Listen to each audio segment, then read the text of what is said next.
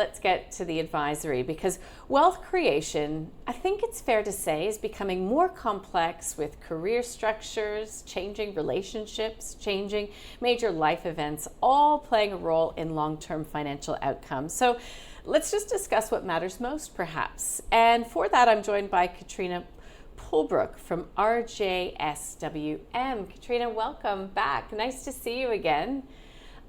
Good morning. Lovely to be here. It is so true that life is complex, putting even the Middle East and all of that aside. I mean, just day to day, life is changing rapidly. So what do we need to be thinking about front and center when we're thinking about our plans going forward? Well, it's a great question. And one of the key things that we have to be aware of is that capacity to earn money doesn't necessarily mean the capability of creating wealth. We have a lot of pressure on our cash flow, especially now with rising prices, with mortgages, family pressures, tax, which is another one. And also we've really got to be aware of our lifestyle growing into our income, because the daily pressures tend to make us spend more in our budgets. So one of the key things around, we make excuses up for all of that, and we live for today. We don't necessarily think about tomorrow.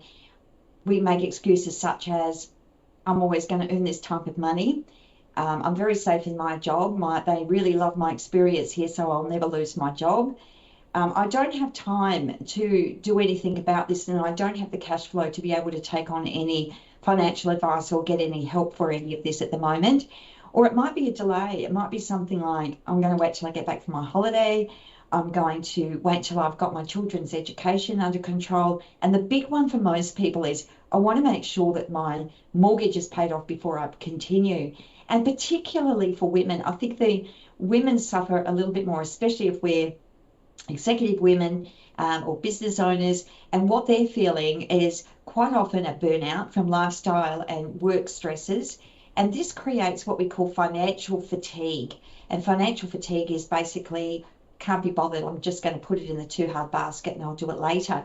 Plus the other one is around confidence.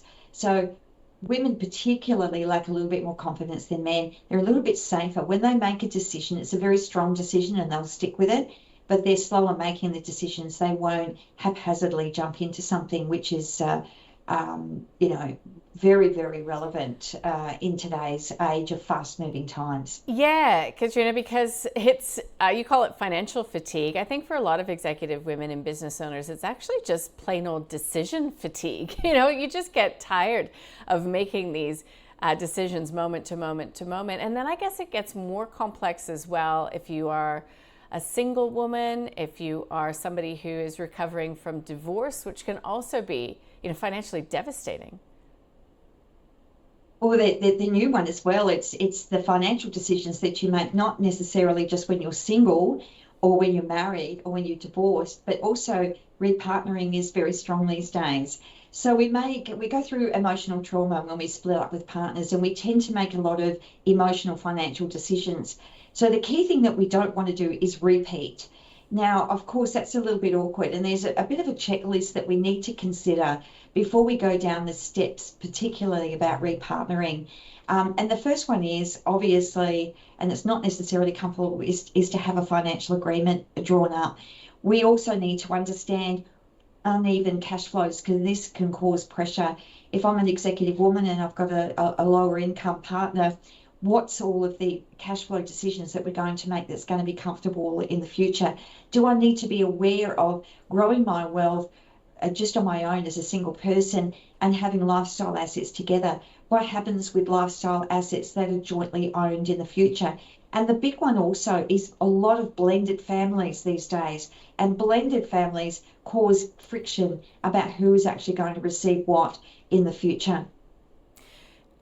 It's interesting as well, Katrina, because all of these sort of life changes, these complexities, it's not really confined to any one demographic. In fact, do you think that even high income earners can be very susceptible to some of these pitfalls, even though perhaps looking from the outside in, you'd think that they've got everything covered?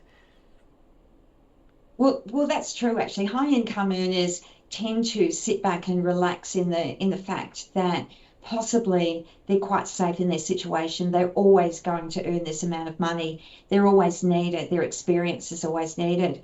In today's age, though, we're talking about huge amounts of redundancies that are going on everywhere with the changing world.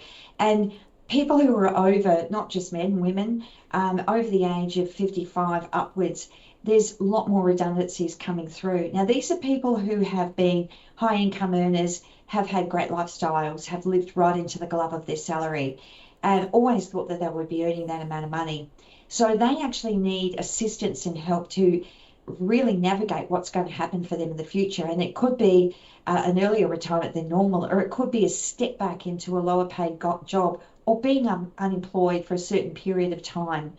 So that's one of the major ones. The other thing that happens also is if they do lose their jobs, it's about lumpy employee share schemes. That's another one that catches people out. It quite often grows sometimes to a major part of their wealth. And how do they transition out of this and make sure that they're not covered by this level of risk that they would have by having this type of asset?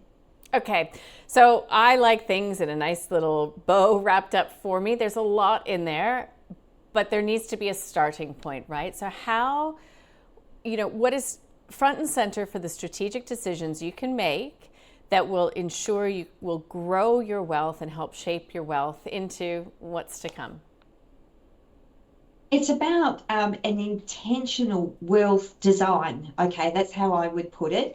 And start with the why we want to build our wealth. What are we trying to achieve for the future? It's not about today's lifestyle. It's about enduring wealth that's going to last over the longer term. So things to consider is that the time is now. The time is not tomorrow, and start. So delay and leaving funds in cash and leaving it idle is not the way to go.